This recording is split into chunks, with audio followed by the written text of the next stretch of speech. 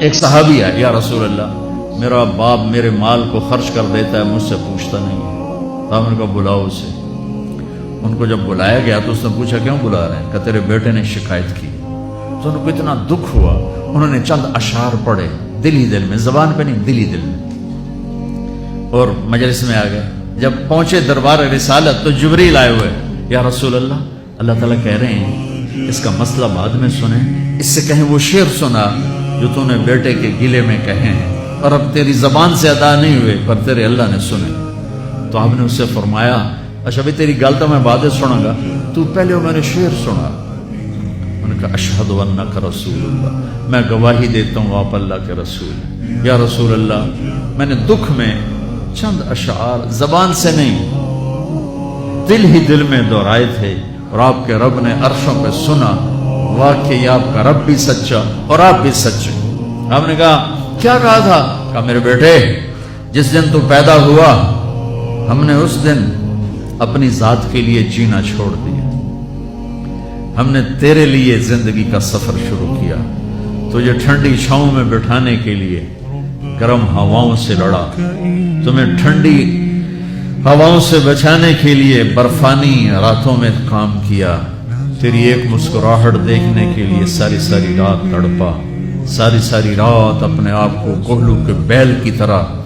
اپنی ساری جوانی کا رس نچوڑ کے تیری ہڈیوں میں ڈال دیا۔ میں بوڑھا ہوتا گیا، تو پروان چڑھتا گیا، میری کمر جھک گئی، تیری کمر اٹھ گئی، میری ٹانگوں سے جان نکل گئی، تیری ٹانگیں مضبوط ہو گئی، میرے ہاتھ کانپنے لگے، تیرے ہاتھ مضبوط ہوئے، میں لڑکھڑانے لگا، تو اترانے لگا، تو مجھے خیال آیا کہ جیسے میں اس کے لیے دھکے کھاتا تھا، اس کی زندگی کی دعائیں مانگتا تھا، اس کے لیے تڑپتا تھا، چلو آج میرا یہ سہارا بنے گا۔ لیکن جب تجھ میں جوانی کی لہر دوڑی اور مجھے بڑھاپے نے کھا لیا، جب جوانی میں تجھ میں رنگ بھرا اور بڑھاپے نے میرے رنگ چھین لیے، جب جوانی تجھے سیدھا کیا بڑھاپے نے مجھے ٹیڑھا کر دیا، کمر جھکا دی، ایک دم تو مجھے ایسے گھور کے دیکھنے لگا،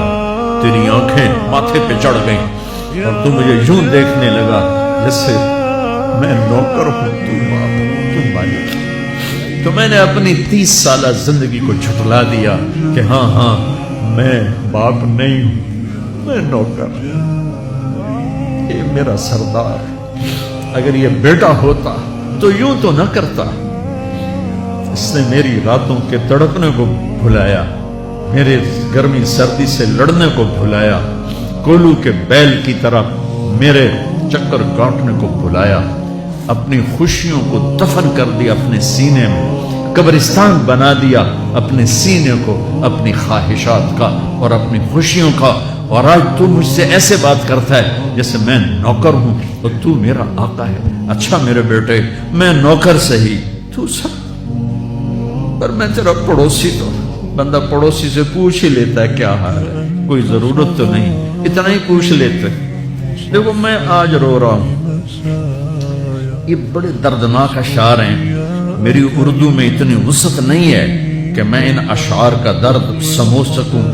اردو کے الفاظ میں، لیکن اتنا بتاتا ہوں کہ میرے نبی روتے روتے ہچکی لگی،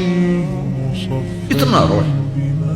آپ نے اس بچے کے گریبان کو یہاں سے پکڑ کر دفع ہو جا، میری نظروں سے دور ہو جا، انت و مالک لابی، تیرا سب کچھ تیرے باپ کا ہے، یہی باپ آج تمہارے ہاتھوں ذلیل ہو رہے۔